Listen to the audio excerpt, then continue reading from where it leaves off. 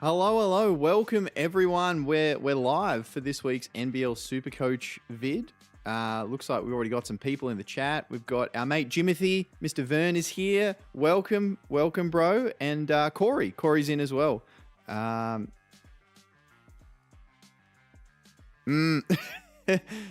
I'm kind of similar to you there, Corey.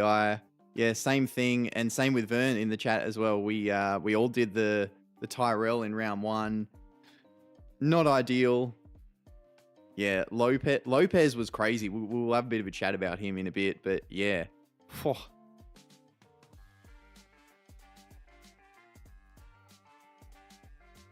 Yeah, man, it's has not been a thing. Did you end up holding on / I think you were already in the top 100. Did you end up holding on for an AFLW hat, mate?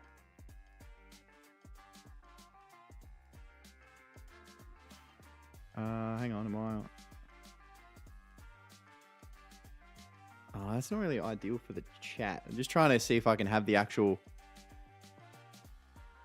The chat. I guess that's not terrible, the chat we have up there, so that people can sort of see. I'll have to work it out properly for the next time we do it. But, yeah. Oh, Menenga was kind of a... It was good and bad that I held him. So I was tempted to do a couple of things. One was play Henschel over Webster. And not even potentially trade in Webster at all. But with trading it, doing just the two trades, I went Edwards and Ulbrich to Pinder and Webster. But if I had have boosted, I would have gotten out Menenga, which would have been bad. But I would have gotten in someone better than Webster in Sobey. So the hold is kind of lucky in a way. I thought he was going to do poorly. I knew he'd bounce back. Like I think I said in the video last week that like last season, he'll bounce back and hit some good form. I didn't think it would be straight away after he was the most traded out player, but that pretty much sums up SuperCoach this year. Oh, Magne's rough. I feel for all Magne owners. He's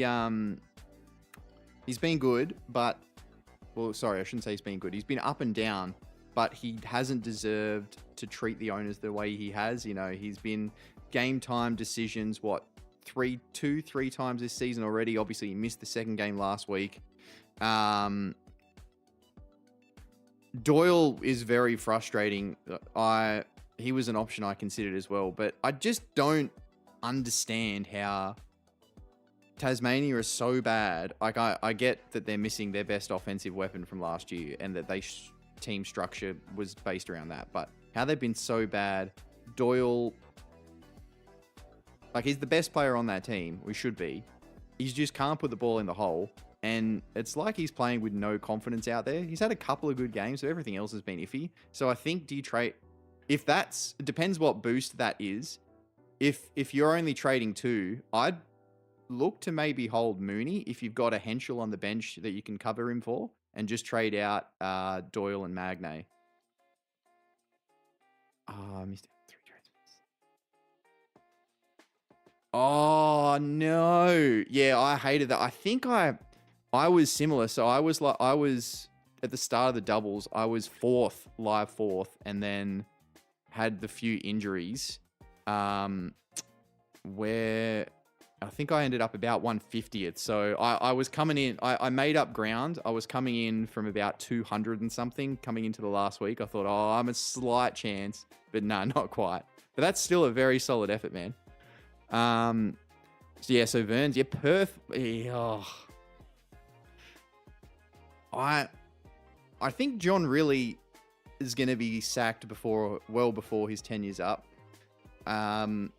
Loved him as a player, but don't like him as a coach. He's I don't know, his mentality's not quite there, I don't think. Yeah. Perth, but they were really good, obviously, in terms of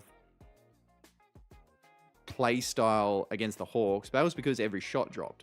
What did Windler go? Like 60% or something from 3, or he hit his first 5, whatever it was. So if they had have had him game 2, I don't know if that might have made things any better, but PJC, man, oh, obviously he was a stud last year. I think in terms of like fantasy slash super coach, he's got to be in the podium for favorite players of all time, just because he stuffs the stat sheet, he carries the team, and it doesn't matter who he's playing. He's always got that, chip on his shoulder that he wants to be the best. He thinks he's the best and unguardable out there. Big fan. New Zealand, definitely a surprise packet. I thought that they would be bottom 4, or at least they'd be barely fighting to get into the 6, along with Brisbane, Sem, and Cairns. But Tasmania been so bad, and they've been so good. I don't know if they can keep it up all year. If, Melbourne should probably get their act together. The Hawks will get Trey Kell back. If Sydney get their act together and Adelaide still keep meshing, I don't think they'll make the 4, but they should make the 6 with how well they're playing. And you can't write off PJC. Like last year, they were a shot at the end to, beat the Hawks in that play-in game without Anthony Lamb. So we can't underestimate PJC. I think he's going to still carry them very well this year. Lopez a must-have. I think because he's still got that great break-even, they're giving him a lot of opportunity. And New Zealand, despite the 2 singles now, they still have the most games to play for the rest of the year. I think it's a solid option. Obviously, it depends on what other trades you can be making. If, like say you look at my team, technically they're not ideal, but I could just trade one player to have all 5 doubles. So I could look to get Lopez in, but if you're someone that's kind of scrounging to get that full team of doubles for this week and kind of set yourself up, it might be rough, but he's not like a lot of the cash cows that we've sort of seen and taken punts on this year and last year and in the old format. He's got all the signs just line up for him. The only thing that hasn't is probably just his age, and he's, surely can't keep going out getting 40s and 50s every game. But even if he can tick along in the 20s, you'd be laughing for the rest of the year.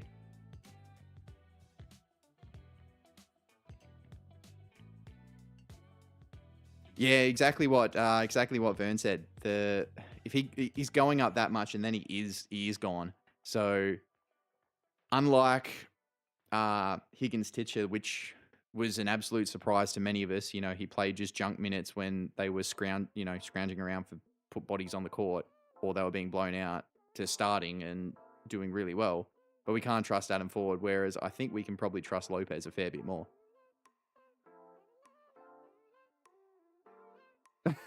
It was a bit Mike-esque. Like, obviously, as a Hawks fan watching that, I'm thinking, okay, yeah, so they're hitting every shot, but I've watched basketball and all the other sports for a long time. They're not going to keep doing this. And I said that to my partner, about halftime. I'm like, one thing I can tell you for certain is they're not going to keep hitting these shots at this rate. And they pretty much did. So, yeah, I mean, Lamb was so good last year. Obviously, different to Mooney. Mooney's more that points and facilitating, whereas Lamb would always just get those boards, score, and a few assists as well. But yeah, PJC, I think he, like I said, he's got that chip on his shoulder. Obviously, we know how personally he takes Derek Ruckett's rankings after going at him last year, but he's got that confidence that no one can guard him, and he thinks he's the best every time he steps on the court, which is a good thing to have, especially when he's not turning the ball over heaps like other players that have that mentality. So yeah, he's probably going to end up being the highest scorer for the year, which I don't think many would have picked. A lot of people wouldn't pick Cotton to miss so much time either. I haven't heard anything to suggest that he would be. From the last thing that we saw, if those reports of about a month or so were accurate, I think he's got another week to go around that. But they play. When did they play? So they play the second game, but it's on the first night. So it's Thursday night too. So we should know before we have to make any moves if he is playing or not. At the bare minimum, we should know if he's a game time decision. But I think with Cotton, even if they say he's fit, he's ready to go, he's 100%, he's back this week, I'd probably wait one week on him, because then he'll still come down. He should come down a bit more in cash and be low 300s, and you can jump on him still for 3 doubles in a row next week. That would be my play if he's back this week. But whether he is or not, we're not sure. Well, it's hard to say with Tasmania though. Like, they obviously have been under Roth's tenure, tried to be a great defensive team, which they haven't been terrible in some games at least this year. But yeah, man, I don't know if and if hypothetically Cotton is back full strength.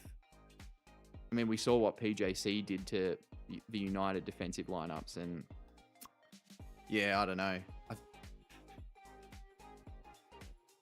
It'd be, if he is back, it'd be ballsy to take the punt.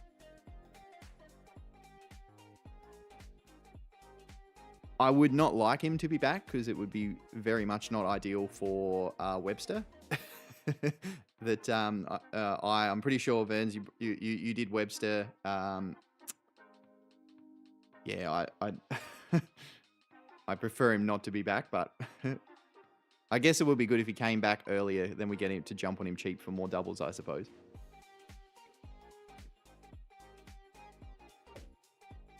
Yes. Well, PJC's got that Taz matchup as well. Yeah, Corey, you did Webster as well. That's it. Yeah. Hopefully, Cotton's not back for that case. I think he's still all right. He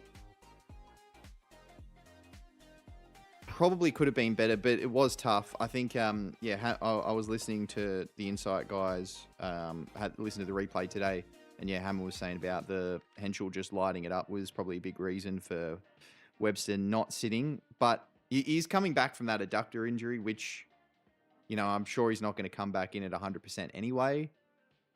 The game also, you know, I haven't seen Ty Webster hit that many threes in a game ever, so it kind of suited him, but the fact that so many shots were just dropping from outside, he's pretty crafty getting to the basket, and that wasn't really how that first game went. So I think he'll be better for the next few weeks. Oh man, I'm with you. I'm with you. Like you know, every 50, it's every 50-50, I think, that's really gotten me. The only one that I was probably happy about was Lewis the week that I made that move. Obviously, Lewis had the better schedule, but yeah, I'm glad I went Lewis instead. Every other 50-50 call, disaster. You know, it would have been fielding Henschel over Webster this week and bringing in either a cash cow, or it was boosting, and that would have meant getting, I might not have brought in Pinder. I think I would have been able to get Sobey and Doolittle, and yeah. It's just always the way, isn't it, man? No matter what you do, it just turns to shit, and the other way is the better way to go. So I'll just jump across. So this is, oh no, I haven't got the ranking screen. Wait. No, okay.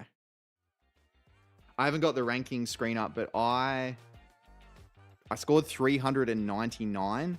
So just didn't crack 400. So it was pretty disappointing overall. We, dropped 323 ranks to 1909. So clinging to a top 2000 spot, which at the start of the year I would have taken in a heartbeat, but maybe not so much at the moment. Still a long way to go though. Still got, where are we? We've still got 2-3 boosts. I'm trying to remember where I'm at.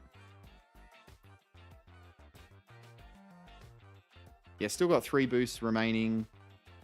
Could be worse. Could definitely be worse.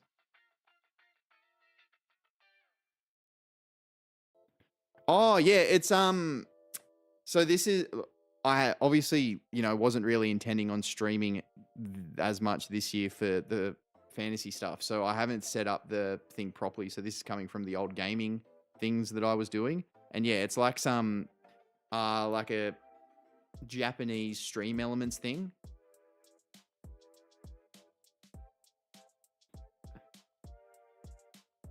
It does have a sound that goes with it, but I think I've got it muted where it's like, you know, almost like if anyone watched the like the original Beyblade, you know, we were all younger, if the like cut scene in the middle of the episodes, they would have that kind of like sound. It had pretty much that sound that went along with it.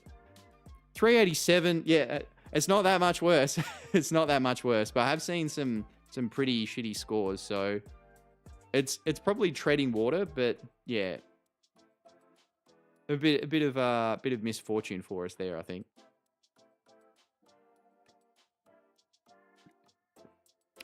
So I've been, even while the round was still going, obviously we didn't have that second New Zealand game, so I wasn't 100% sure how, you know, pricing and stuff was going to go. But tossing up the moves, because I've got the doubles sort of set for at least the Perth guys anyway, I'm probably going to play Henschel over PJC so I can hold him, because he should be a season-long hold. And then I'll trade Cooks to, I guess, Doolittle. And then with the remaining cash, that should give me... How much? Oh, that's the wrong window. Where's the window? I want this one. Yeah, so if I go... Yeah, Cooks to Doolittle leaves me a bit over 100k. Yeah, I've got 122,500 in the bank. So there's the potential to boost and go Lepepe to Lopez, and also go one more trade of if we just give Webster the flick straight away. But I couldn't really get him to anything too major. So it's probably better to roll the dice on Webster and Henschel, save the boost, and just go Cooks to Doolittle, Lepepe to Lopez. But then next week, we're going to be wanting to get on some Brisbane guys. So that'll be Malik Lewis and maybe Jack White. But yeah, I'm not too sure as of yet. Oh, sorry, I don't know why the thing keeps disappearing.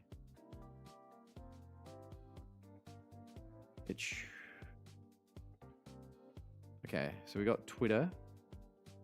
But I need Trade Center. Oh, because I went to trades, that's why, instead of the team.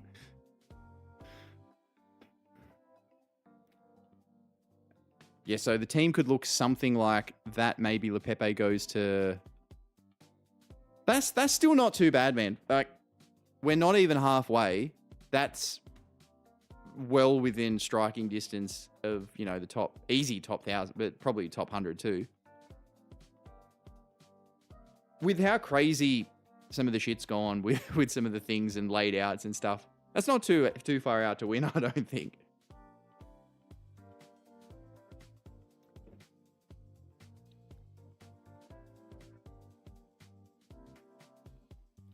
Yeah, so then it would be to Lopez. So that would still leave me with, 70k in the bank, no boosts. We'd have a full quarter doubles with one double on the bench and being able to hold PJC. And then next week, a combination of Malik Lewis, maybe Menenga, and I don't really want to trade Jack White if I can avoid it, but we'll see. We'll see where we're at.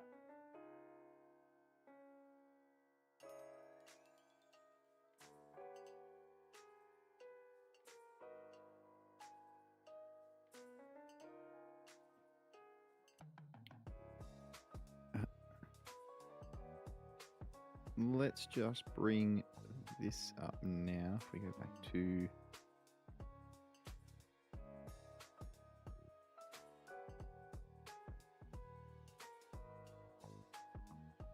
Why won't it let me pick that?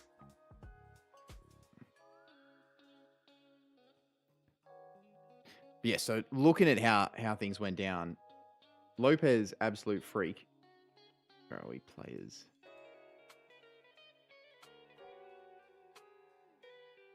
Equal top scorer, monster. Yeah, missing Sobey is a little bit upsetting. Going down the route of Ty Webster instead and not doing the boost is a bit of a shame, but we live and learn. Cam Oliver, great for him. He obviously loved him when he was at Cairns. Not so great for us with Lepepe and those that we all traded him out either this week or last week. So that's a big another screw you to everyone that does that. Pepper was really good. A bunch of people traded him out a couple of weeks ago. I remember putting him as a keep, and I'm thinking even Cotton out, he should still go well. I didn't think he'd go quite that high, but with the amount of shots dropping, he picked a few assists and boards as well. It's with still 4 in a row. It's probably not too late on him either. But if you're only going one of Lopez and Pepper, you got to go Lopez. You pick him up. He's got the best break even. Hold him for the rest of the year. Well, best break even of people that we're probably going to want to look at, unlike Higgins Titcher, but that's a different one. Yeah, you did him this week. Oh, that's even worse. I did him last week, so at least it's kind of like, he wasn't incredible, so that made it a bit better. Especially with Gorgon too, that surprised me a bit. There's a lot of coaches that are a bit more fickle, like, as we all know, Adam Ford with Cairns last year. Literally, Josh Roberts was their most influential player, beating the top team. Well, they didn't win the championship, but the team top of the ladder. And without warning, he just barely plays the next game. He starts, gets a foul, and then he's just like, nah, fuck you, mate, you're on the bench. So he's very, very fickle, but Gorgon didn't really see as much. He's usually more the stubborn type. Obviously, he will change in some scenario, like rolling the dice, but he's generally pretty stubborn. Something crazy has to happen to make those kind of changes. And the fact that he went from being completely in the doghouse to starting and taking all of Lepepe's minutes. Like, there was a DNP for Lepepe, who has been there. He's tried the hardest on that entire team all year. Gone from starting to DNP was interesting, to say the least.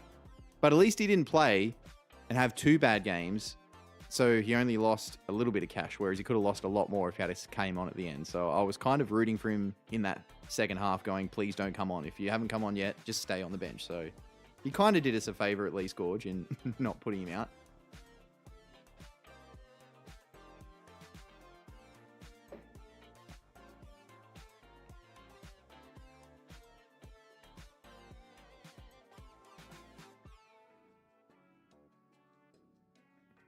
So we've got like 85 tabs open here. So I'm just trying to find where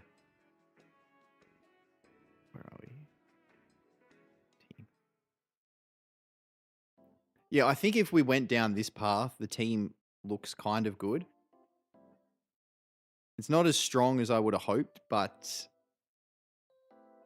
yeah, some of those lower scores for that lesser cash gen wasn't quite ideal.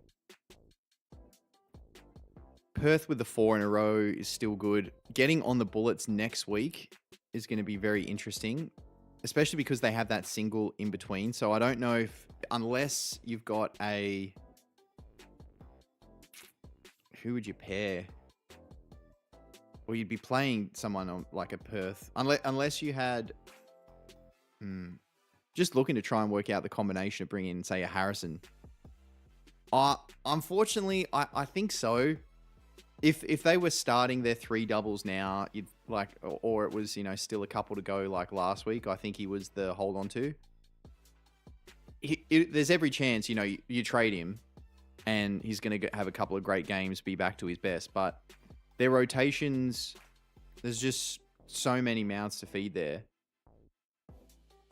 Flip-flopping between starting, benching, the Delhi, Illy, even Flynn Cameron eating into the minutes now. It's not ideal. I think they're a bit of the wasteland now, Melbourne, aside from Jack White. And if you get lucky with either a low or lead, depending on who fires on the night, it's tough. So I'd probably move him.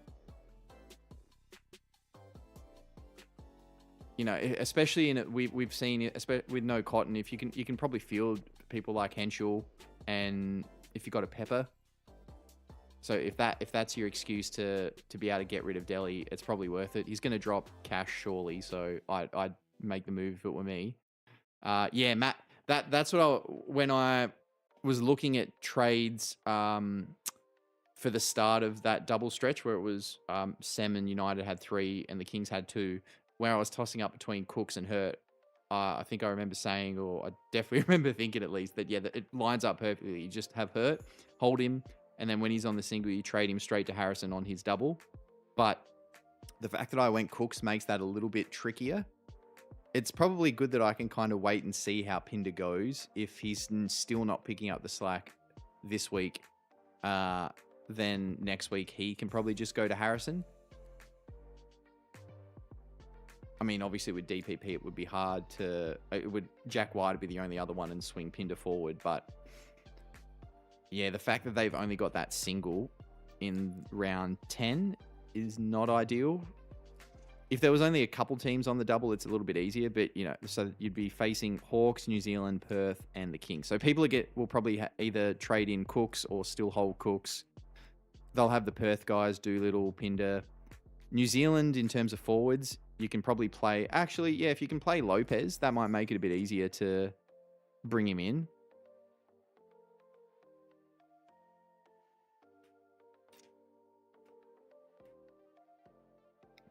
Yeah, I think that works, actually. Especially, if you go for if you've got Lopez... Oh, I don't know if I could trust Meninga on... Even if he keeps this up for the next 2 weeks, I don't know if I'd trust him in round 10 on playing him or starting him. Because that'll be when he burns us again, like when I had him starting the last 2 weeks.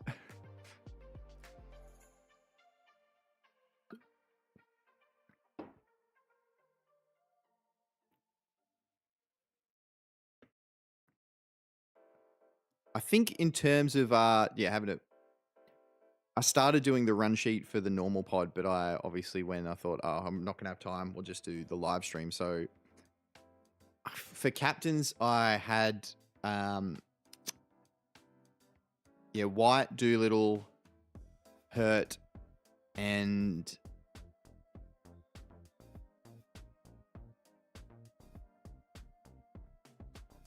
White, Doolittle. I had one more, or I was going to put in one more. It was probably Pinder. I think if I had all of them, it'd be either Doolittle or White that I'd captain.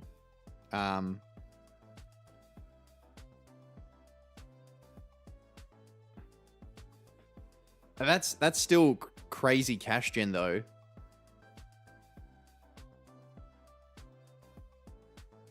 Higgins Titcher is still like I said at the start. Like I didn't think we should have touched him, but he's gone from nothing to being essentially given the keys to start to he's starting, he's getting minutes, he's getting the role.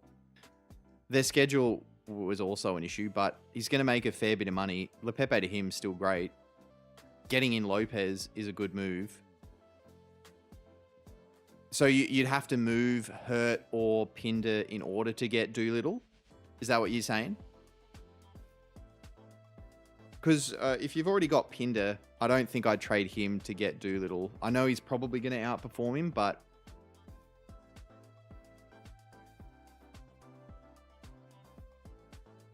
he's still got that not ideal break even too. What is it, in the 70s?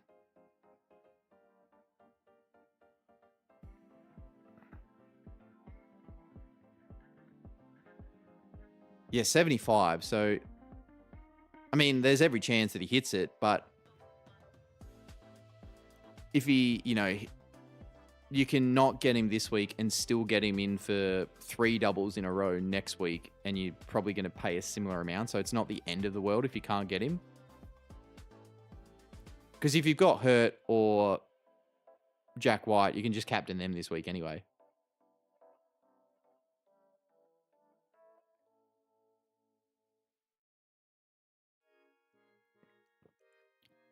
Actually, just looking at the players, Jalen Adams was one I was surprised about.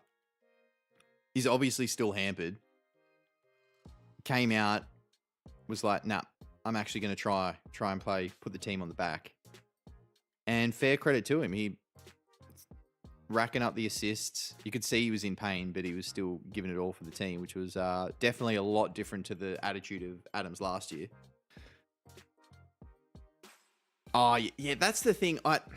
It always gets so frustrating, the DPP. I mean, I understand someone like a Rocco that's 7'55", and, you know, he's only going to be a center.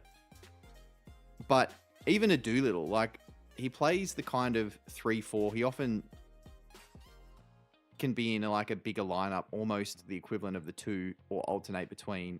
Like, he could maybe scrape a guard forward eligibility. Yeah, there's a few that I think would be better used if we had like the AFL champion data equivalent, you know, rather than the very poor stat keeping of the NBL. Yeah. So you got White, Hurt, Pinder. That's still a good front court lineup, and it means you can make those trades. And that's playing Henschel instead of, like, he'd be your starting guard instead of Delhi. Or I'm just trying to think. I remember seeing your team, but I can't remember exactly what it was. The last couple of days, obviously, with all the teams posted.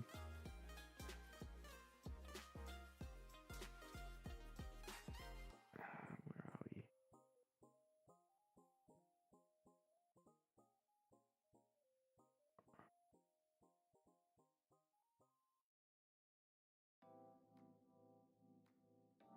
Yeah, see, I that's fine. I mean, it's not, obviously there's going to be some that'll have like a, you know, the Sobe, but from all reports, Walton Jr. is going to be back, so Sobe could go back to just being shit. So having a PJC on a single could outscore or be on par with someone like Sobe. The way that Doyle's looked, PJC is probably going to outscore him on the single, which is insane. So I don't think that's too bad. Like, you're getting in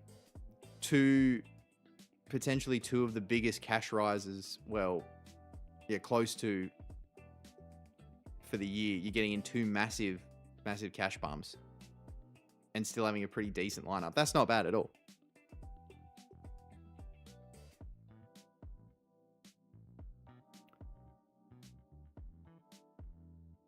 I feel that I'd like this team better, for at least for this week anyway, if I had Hurt instead of one of the, probably Pinder. But obviously not worth the move there. Just don't know if it's worth a boost somewhere to either move on from a Webster, or a week early on Malik Lewis to try and get a little bit more cash with a. Not that I really want Higgins Stitcher, but I'm the same as you, man. The cash gen hasn't been great. Obviously, holding people for a bit longer than I probably should have. Not going those right guys. You know, never had the McCoys. The only real thing, like, I never really wanted Rocco coming into the season. That's probably the only kind of like dead cash cow that I haven't really had.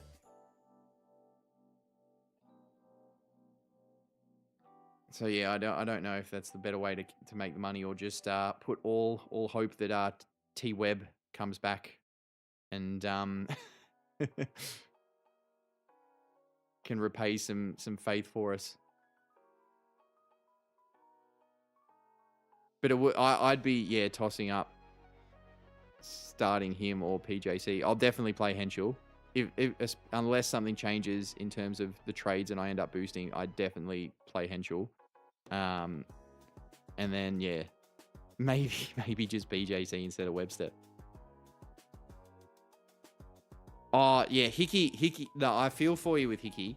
I mean, I have that Hawks bias, and just seeing him, he's quickly turned into, over the last, you know, the last 2 months of last year and this year, to potentially the favorite player. Like, I'm always the hustle.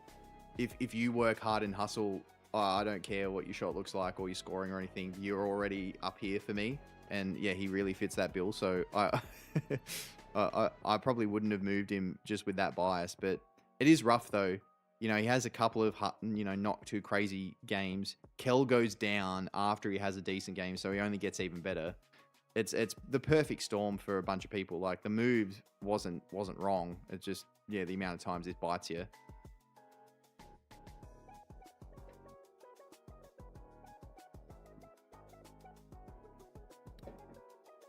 I guess the only, like, Prather, yeah, he hasn't been the best the last couple of weeks, but not as bad as I think it could be.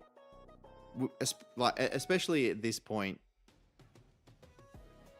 It'll be interesting, I think, when they obviously when everything works out and they've got Nah sorted, because he will,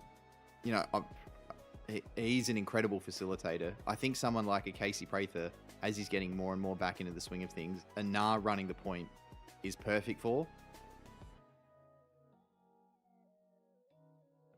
Yeah, I'm with you. The cash gen, I mean, we saw it last year. Obviously Dave wanted to go early with that boosting to get the cash gen stuff, so you could really attack the latter half.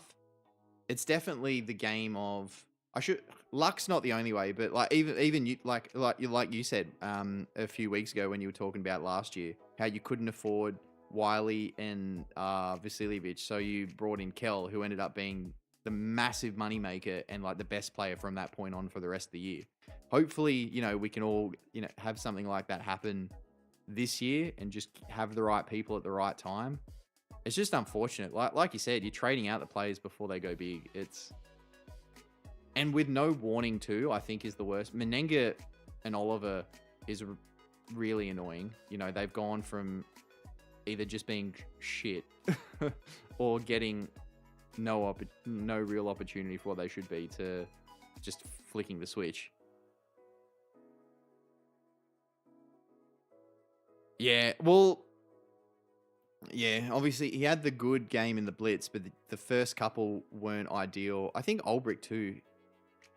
I suppose, I know Hickey's a bit older too, but as they get more mature and more in sync with the team and the plays, it will definitely help. The Hawks have that advantage of mostly being the same crew, but a few other teams, PJC has been a star, and of his teammates, there's only one that he had last year, and the guy's played like 10 minutes all year, if that. So the fact that he's doing so well on the fly, he probably only gets better too. Oh, yep, okay. Yeah, that makes more sense. Well,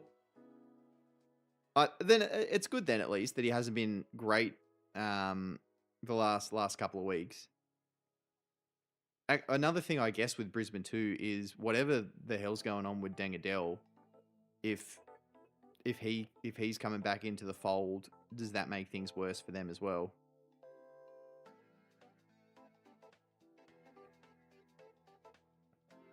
Oh yes, of course. Yeah, nah. You that was ideal. That was ideal. He's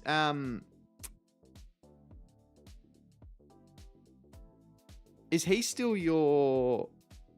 No, you moved him on, didn't you? Last week, you traded out Harold? What?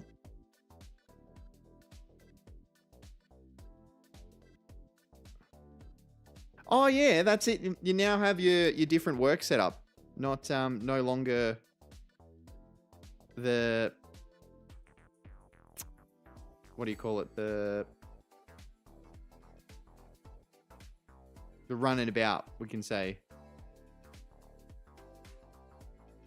Yeah, I'll probably still hang around, just dwell on some of the plans, and if this is the team that we go for this week, but we'll see. Yeah, see what's going on.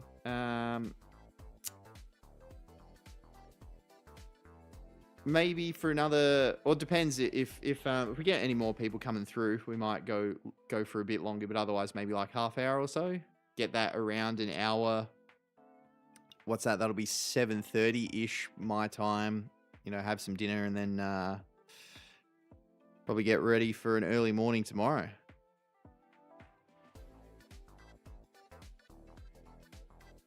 Yep. Okay.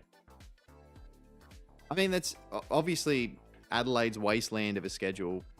Even if he just keeps churning and burning, it's going to be tough, obviously, to bring him back in. But you couldn't really hold him for all of that. At least you got that big score from him. That's the main thing. At least you got that really big score.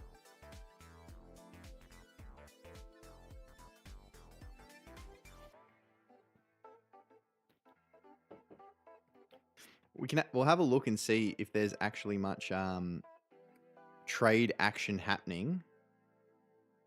It's, I guess, the only thing with a short turnaround and with the work schedule this week that we're not really going to have a lot of data, but we'll work with what we can. Let me move.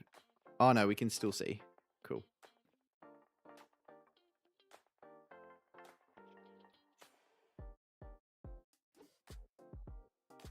So all coaches,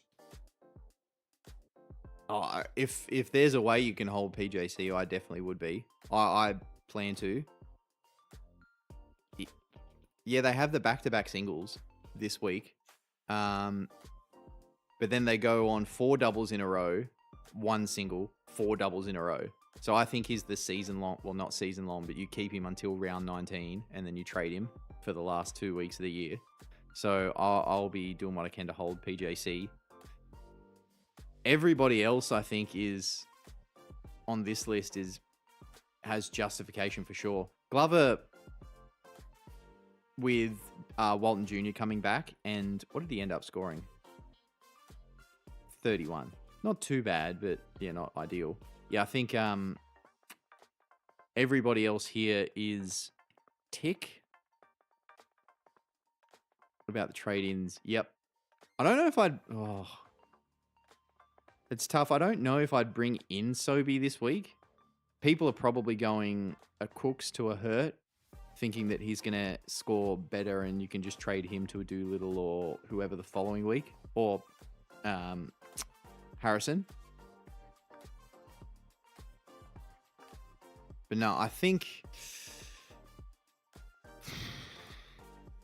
Yeah, Sobey'd be the one that I probably wouldn't go for this week, especially knowing that Walton Jr. is coming back. Well, I shouldn't say knowing. It's a near certainty, apparently. So, but let's drop this down to 5%. Sobey's still pretty highly brought in, which is interesting. People trading in Milton Doyle is a big show of faith, terrible break even, terrible form, and after this week, they've got 4 singles in a row. Unless you're backing him in to turn it around in a big way, and then you can just have him on that single, seeing as there's only 2 teams on the double next, like round 9 anyway. Yeah, I don't think I like that one. People going early on Tyrell Harrison. Oh, even if he goes like a 40, he's not going to go up heaps and heaps. He should still be like 350 max. I don't know if I'd make that move either.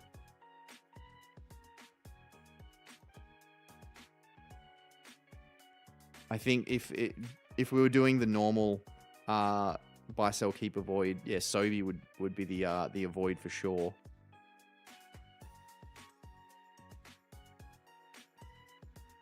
I don't mind Pepper. There could be a world where instead of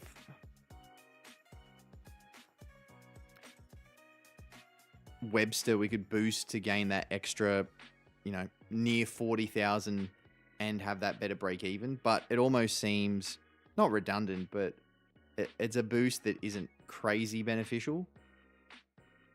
Because it's not like I'd be playing, say, Henschel, and then I'd be like, oh, no, I 100% want to play Pepper over Webster. If it was Ben Henschel, I'd do it, but probably not Pepper. What about the 1%? Sobey's still right up there. I mean, yeah, he looked good on the weekend, but only one double to go before they go on 3 singles in a row. And after this week, they only have 1 double in the next 5 rounds. And the main point guard supposedly coming back. Surely that's not the play. I think if you had him, fair play.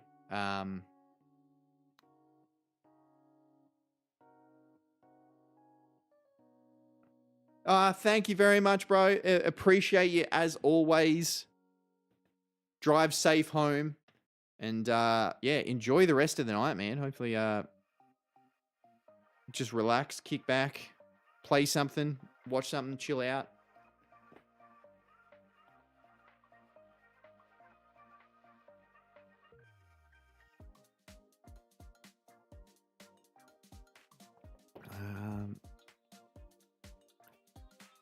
Yeah, so if we're going the normal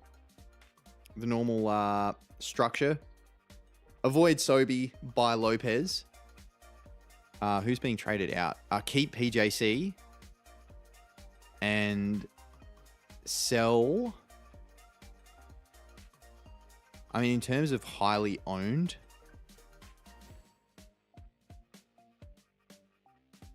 yeah, 42% of teams having Cooks. He's probably the one. Just because, like, I mean, so many people are going to make this move. Is it the... Yeah, it's Cooks to Doolittle, the most popular move. Unless you already have Doolittle, I think surely that's the best play. Jack White and Hurt only the one double before going into at least 2 singles is, yeah. Doolittle, or if you want to go Pinder, are probably the only guys we'd look for Cooks. Unless you've already got a decent lineup and you can go Cooks to one of them just so you have that double and then you just trade them straight to Tyrell Harrison next week. Which I think is not a bad play. Obviously, me not having Hurt makes it tougher to...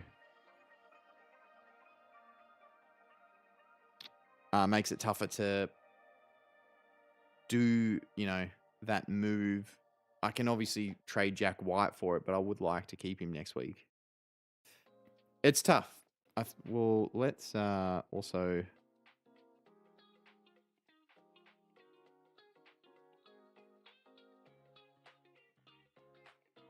Yeah, I think I'd probably lock this in. Yes, we have 71,500 left. Captain one of those two. Play Henschel over Webster. And then potentially, if there's any kind of gut feel or news, play Webster over PJC. But yeah, that's probably how we're going to look to line up this week. Go a week early, you reckon, on Harrison?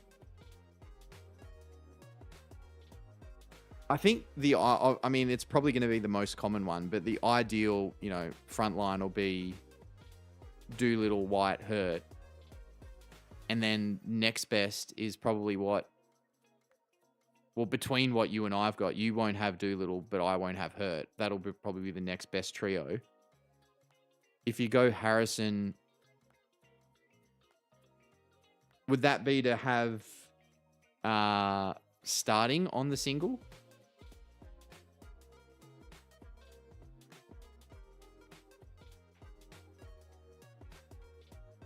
I mean, unless you could swing like a Henschel to start in the forward line.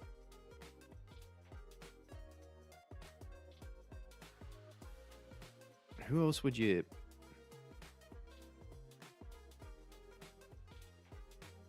Or if you were unfortunate, like Boz, who had Windler, who hopefully is back, and you could play him forward.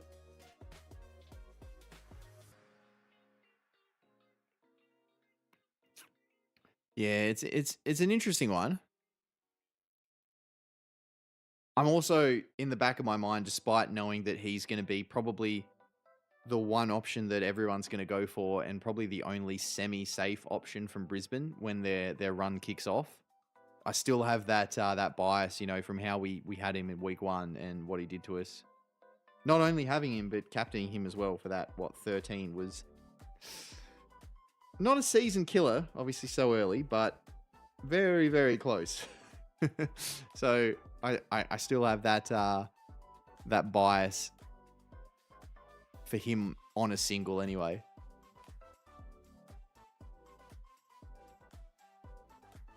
But who's there? So they playing the early game against Melbourne. Melbourne have been hit and miss with the bigs this year. We've had some people like, no, I don't think Days did really well against him, but like say Froling, Magne in their early matchup. Harrell, I think, was half decent against them too. Yeah, it wasn't ideal. Was not ideal start to the year, and I think he's the kind of guy in like in AFL fantasy. Selby, the goat of that, talks about how if he ever sees Chad Wingard, he owes him a beer. I think if we run into Tyrell Harrison, he owes us a beer. So if we head up to Brisbane and we run into him, he owes us all at least a beer, I would say.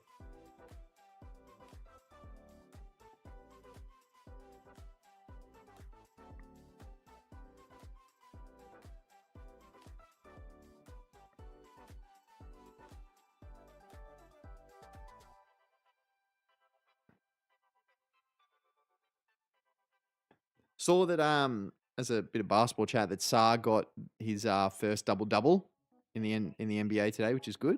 Good on him.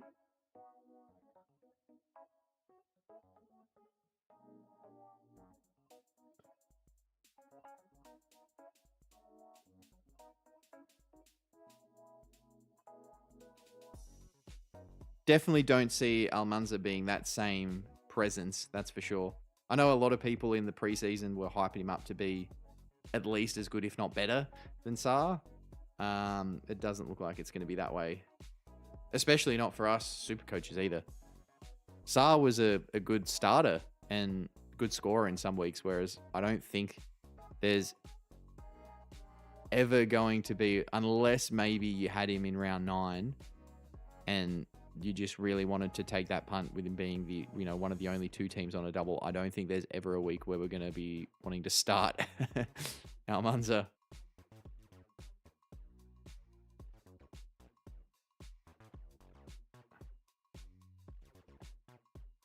It's just because they like the NBA, they just love they want the lanky, skinny guys to play the 5 that can shoot the 3. Because they think, oh yeah, they're athletic, they can defend, but they can also stroke it. They don't want, they're just going away from that big body presence. But yeah, so they're putting guys like him, Chet obviously, and well, Wemby's different because he's 87 feet tall, but yeah, he'd be good in the PF spot. Which is essentially, I mean, he did play backup 5 minutes, but he was probably the PF here where he did really well. Whether it was Pinder at the 5 or they were going him and Harris, but Harris was essentially the 5, or when they're playing that small ball lineup and Wagstaff was kind of the 5. It was where he was probably better. Hopefully a long way to go for him though, so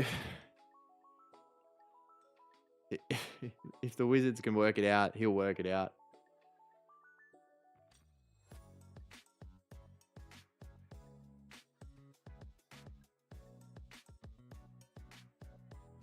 All right, let's double back through. Yeah, so I guess to sum up, if we were looking at the normal video, it'd be by Lopez, sell Cooks, keep PJC and avoid Sobe. In terms of captaincy, White, Doolittle, Hurt. I had Pinder as the smoky this week, and he really let that down.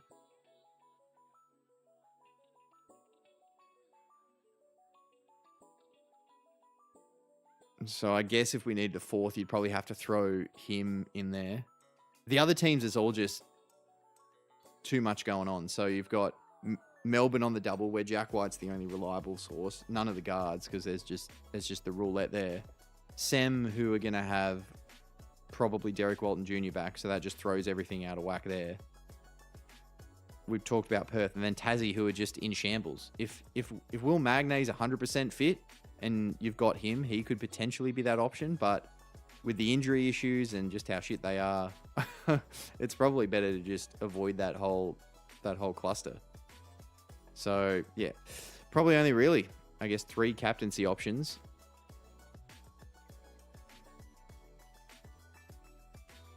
I think I'd lean in order.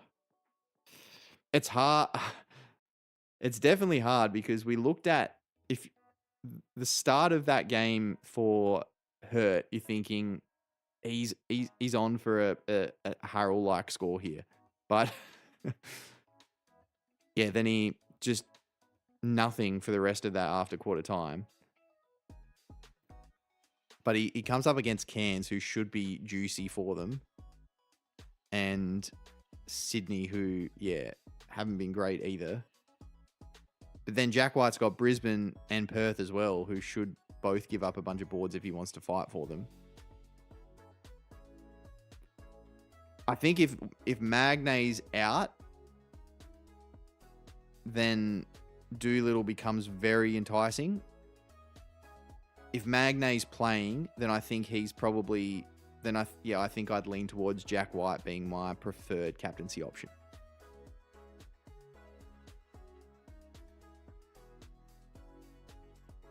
So let's switch that around now.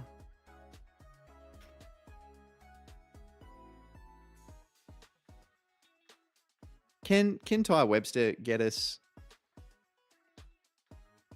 Even if he can do, we're not asking for 40s, but if he can do what he did over the round, if he can go between 20 and 30 each game, we will be laughing. But is he more likely to do that than PJC is to get 40? I don't think so. So I guess it's the high risk, high reward of whether we start Webster over PJC.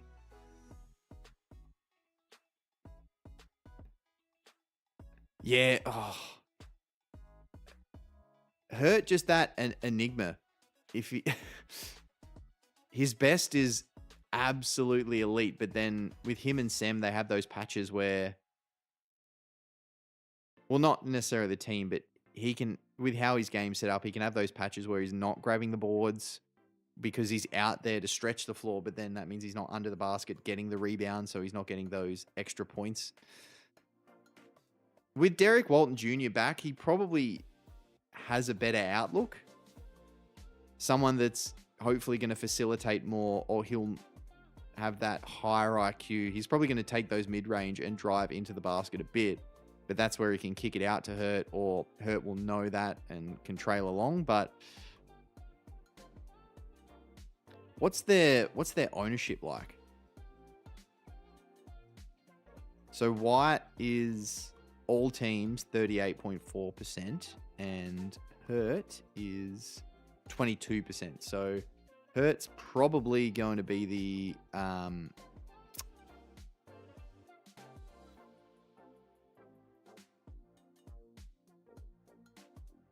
slightly more pod play.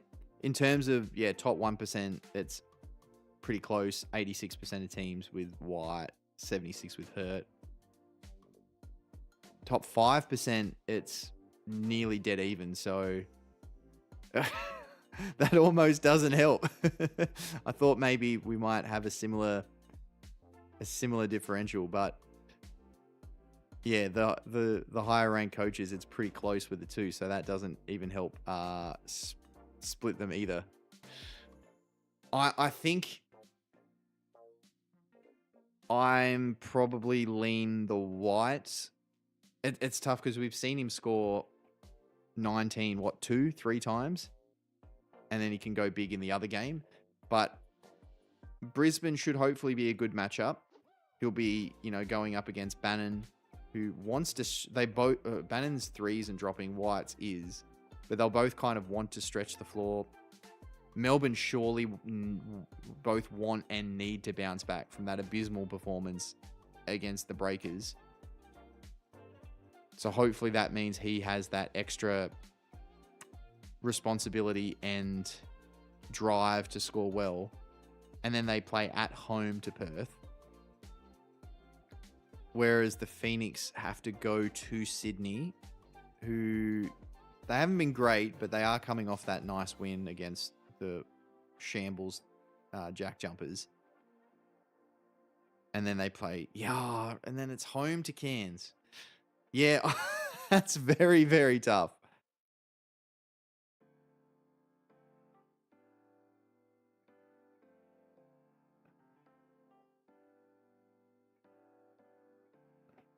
%45 on White this week. Yeah, then it's, do you go the try and go Hurt to hope that he goes big and White has more of those 19s or lesser scores by his standards to get that jump there? Well, Hurt's probably the safer one, right?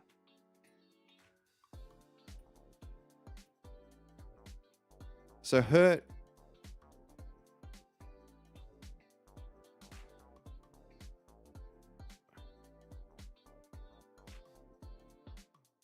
So this double was the only time he hasn't. I mean, obviously they played some singles, but if you average it out, this double is the only one that he hasn't gone over 60 and he scored 59. So that's kind of pretty safe from Hurt. Whereas we've seen White have 19 three times this year and throw a 23 in there. Yeah. But he...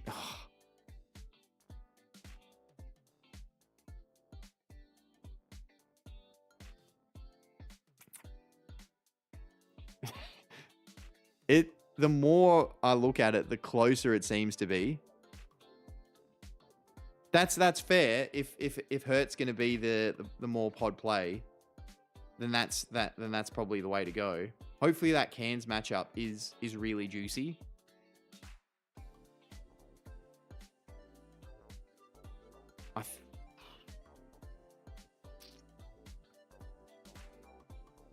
He's shown to be their most consistent player. Yeah, he's probably because you don't want to go Pinder. He would be ridiculously pod, but he's had two good games, maybe 2.5, 3 good games.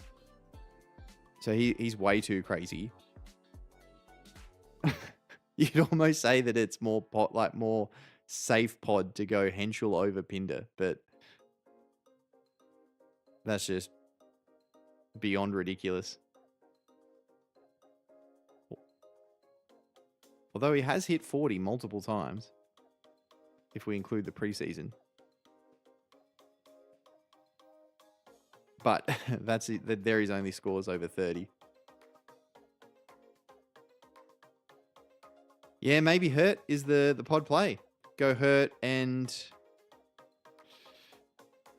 hope for at least that Cairns matchup. And Sydney not being the best either. Sydney giving up a heap of boards too. Obviously, Jack White didn't go as crazy as he could have when they played, but yeah, that could be pretty juicy.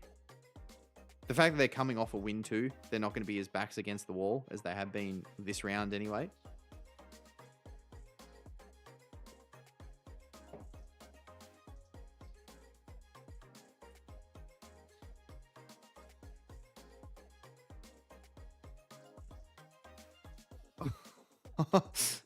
That's kind of karma's probably too harsh, obviously not knowing them, but yeah, I mean, trusting your gut is the way to go, because you want it to. Yeah, you'd hate to do something just because someone else said to, when the thing that you wanted to do goes well. I think it's easier if you go against them and it turns to shit. That's probably better rather than going against them and going with them and it goes poorly. At least then that way, you're like, well, I trust my gut, but yeah, that's definitely not ideal. Thought, like I put him in the vid last week as that smoky captain. He just, I don't know. I just thought that he'd sort of turn that corner. I mean, missing that can spinder. It's tough to be the same guy when you're in a different market. You've got different people around you.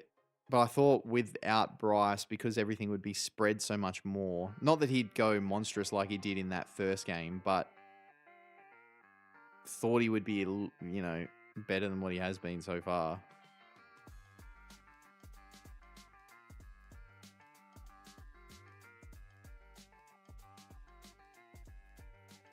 Although, I think I did say in the video, look, he plays terribly against the Hawks. Like, they're just his bogey team. So that first one, not as surprising. But yeah, the bad showing, I guess, in the SEM game was more the killer, I think, there.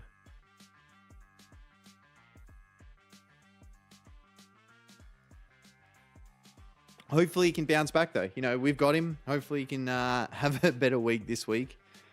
Especially if there's going to be people that don't have him that are going to be going towards Doolittle, and even the trades that we saw in the most traded, going Cooks to either Hurt or White, as well as Doolittle.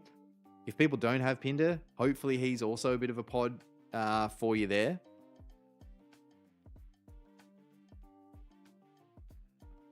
Oh, yeah, that was a crazy game. I was at that game. I think, is it the game?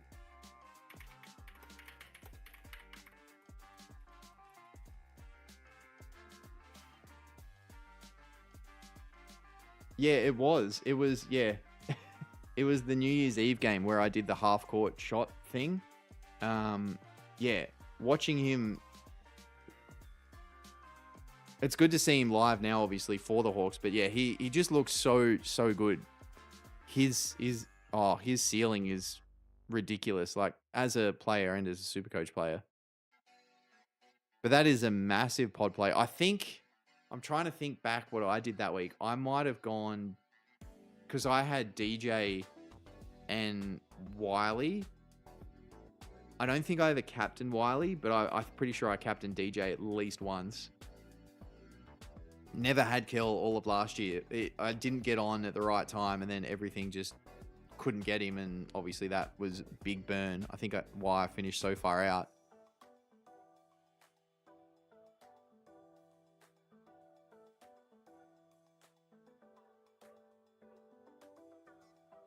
Oh, yeah, Humphreys over Wiley.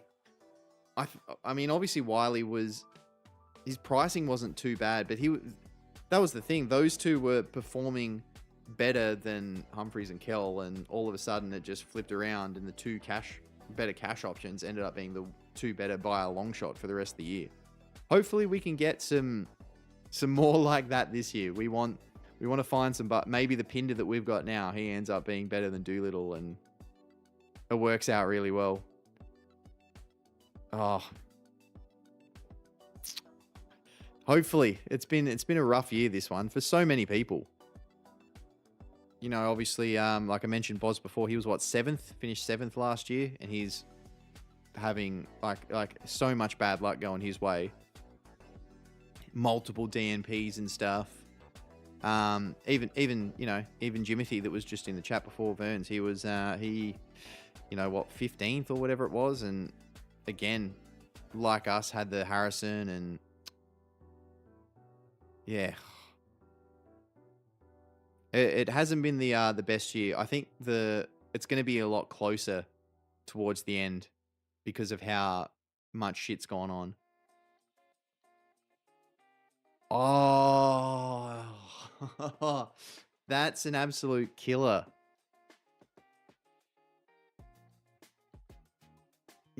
It's always when something like that on the line is when it goes wrong.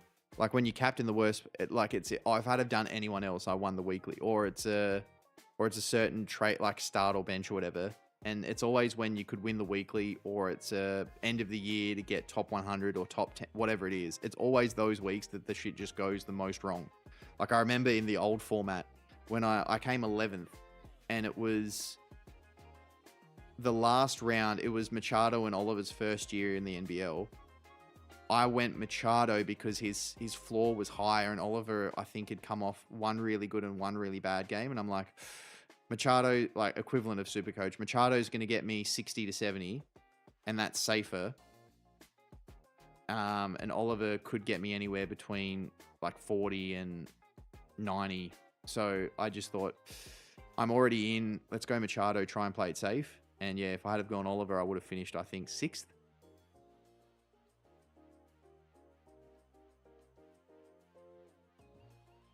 Yeah, 130th is good. Like, new format too. Like, there's a lot of merit in doing well, especially last year. You know, a lot of players knew, and there was obviously a bunch of interesting things that happened with multiple DNPs. Is crazy though. Who did we have last year? I'm just trying to think of some of the big ones last year, the laid outs and.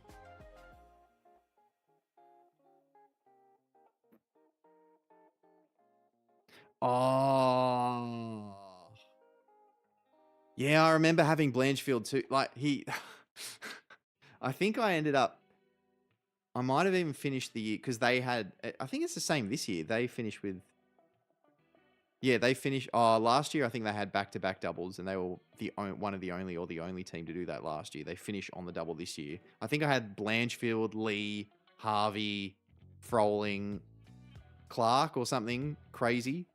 Obviously not all starting, but yeah, Blanchfield after his first couple of good games was a real killer. Yeah. What game was? Yeah, I'm trying to think what game that was, but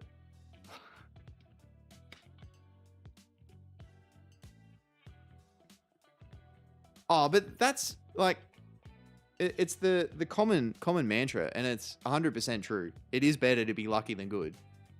Like, I mean, if we compare it to even this sport, Derrick Rose, incredible talent, youngest ever MVP. Just his body, just the knees and the body gives out on him.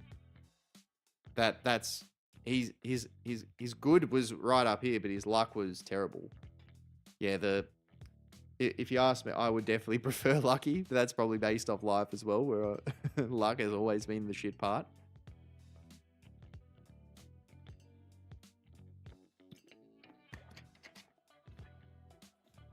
The only well, I shouldn't say the only luck, but the best luck, like we talked about, was when you couldn't afford to get the bigger Adelaide guys, so you got the cheaper ones, and especially Kell, and they just were dominant for the rest of the year.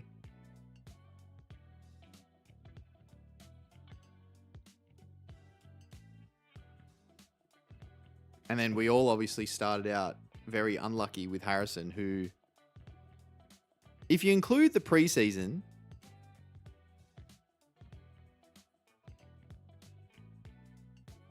that's his. Let me just. I'm now curious. 25 preseason scores. Where is he, Harrison? If we include all of their preseason games, the 13 is his only score, like below in the mid-20s, all of this year, preseason and actual season, and it's the one that we all had him and we all captained him. That's the one bad game amongst all of them, is when we all do that. That's just, the luck is just, yeah. So massive in these. Hopefully we can all have some better luck though. We'll probably get close to wrapping up, I'd say. What have we been going for? Like an hour or just over an hour? That's probably enough of me rambling on. I think I'm probably locked into.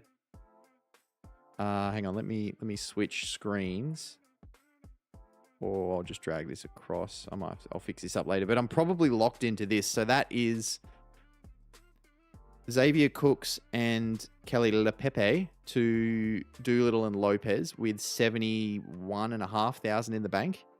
I don't think it's worth a boost for any other moves unless we get some news of something going on. You know, I just hope that Webster does well enough. You know, four doubles in a row. It could get to the point where I probably want to keep Hickey for the rest of the year, actually, but where it might be Hickey just gets up to around 300 and we can go him sideways to Cotton, which would, if you said that at the start of the year, people would just no belief there whatsoever. But yeah, I don't think there's anyone else that it's worth doing. I'm going to miss out on the big cash gens from a few of the players, actually. So Pepper's probably the only one that would be missing, but a boost to save 35,000 extra in the bank and to maybe make an extra 30k or something when he's not guaranteed to score more or get more opportunity than Webster, I don't think is the way to go. Because I think if the Wildcats are full strength, Pepper's still going to get some opportunity, but yeah, I think Webster would be more. Fully fit. Webster's their starting PG and should get plenty more burn than Pepper, I'd say. So I don't think so. I was saying earlier that Sobe's the second or third most traded in, and when we go through the top, 1%, 5%, whatever, he's still around that top 2 or 3. I'd be avoiding him if you haven't seen. It's not confirmed, but we should know hopefully over the next couple of days. Derek Walton Jr. is very likely to be back for at least some part over their double this week. And the fact that, they've only got one more double in a row, we don't know how he'll perform with Walton Jr. I don't think I'd do it. Unless your team's set and there's no other, you've got, say, Lopez, who's the crazy cash cow. You've got other cash cows. You've already got everyone starting on the double, and he's just your sideways from, say, a Delhi or someone like that. And that's the only move you kind of need to make, and your other moves just for some cash or something. Then it's. I probably still wouldn't do it, but it's less negative, I'd say. It's just going to be hard to trust him, without Walton Jr. His ceiling definitely drops dramatically. With Walton Jr. His ceiling, will drop quite drastically from that, as we saw, around a 70 for the round to probably a 40 to 50 at the most, which isn't bad, but I probably wouldn't do it, I don't think. But like we were talking about with Corey before, that could be a pod play that moves you up.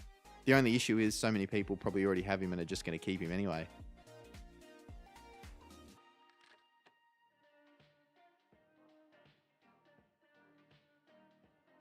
All right, well, we'll probably wrap it up there. Thank you so much, everyone, for watching. Glad we could get that last question answered for Nick just before we jumped off. But appreciate everyone for jumping in, for watching. Obviously, particularly to our mate Jimothy, Mr. Vern, and Corey for plenty of good chat, which is always nice. It's the best part about doing the lives.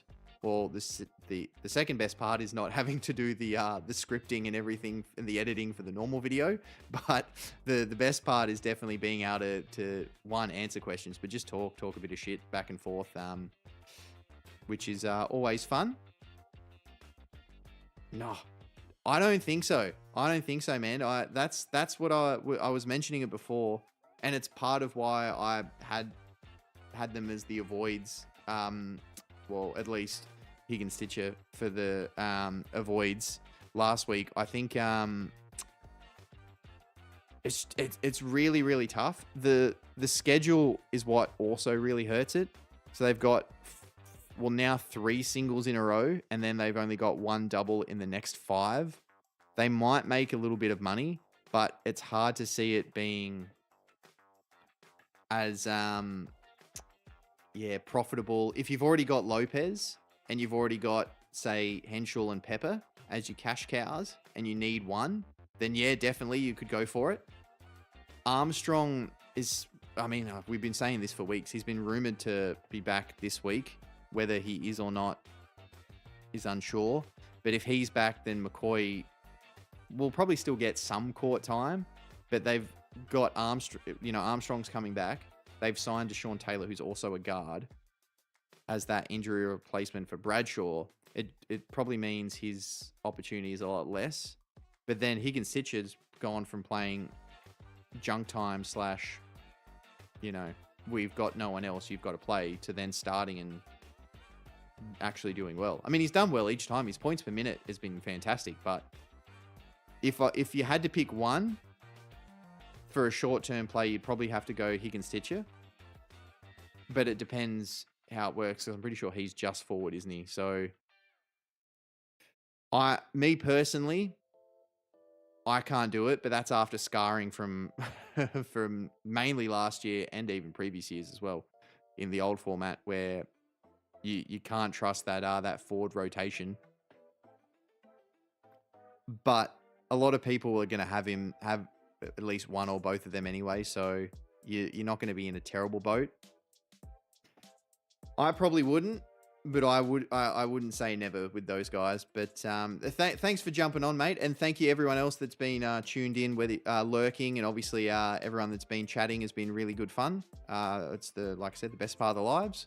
Hopefully we get a bit of good luck this week rather than some of the shit luck that we've had for the most of the year, and we can be pushing towards a better rank.